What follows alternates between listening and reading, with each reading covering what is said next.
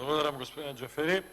Почитувани двајца, тројца, пет пратеници од владеачкото мнозинство, почитувана заменик министер, би сакал да зборам за една тема, колегите објаснија повеќе детално, јас сакам да зборам за оно што стопанските комори го коментираат во врска со вашиве, не знам како да не се навредите, луди покрети во економијава.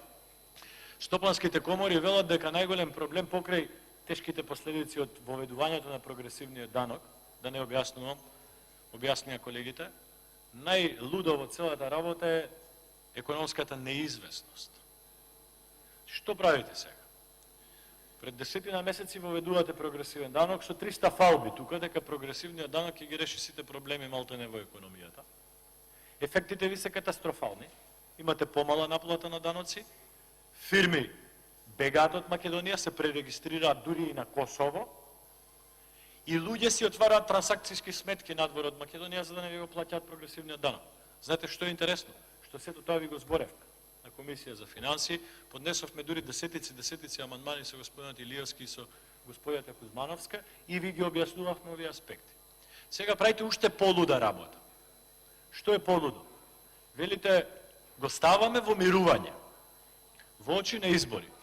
Господјо заменик министер, владата треба да има храброст и да каже го укинуваме прогресивниот данок, а не го ставаме во мирување. Зошто? Заради тоа што компаниите кои што би сакале да инвестираат во Македонија, било да се домашни, било да се странски, не прават анализа од вчера за денеска или од денеска за утре како вие во владата што работите. Нестабилно и хаотично. Прават анализа за 1, за 5, за 10 години, прават анализа за кредитните линии кои што ги повлекуваат, прават анализа за профитите, приходите, протокот на средства, капитал и така натаму.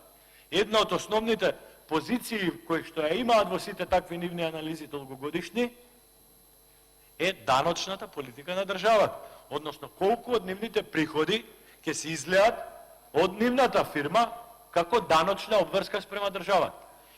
Кога некоја фирма би сакала да инвестира во Македонија, домашна или странска, и треба да ја направи таа анализа, што ќе стави во таа анализа за третата година од денеска натаму? Што? Прогресивен или рамен данок?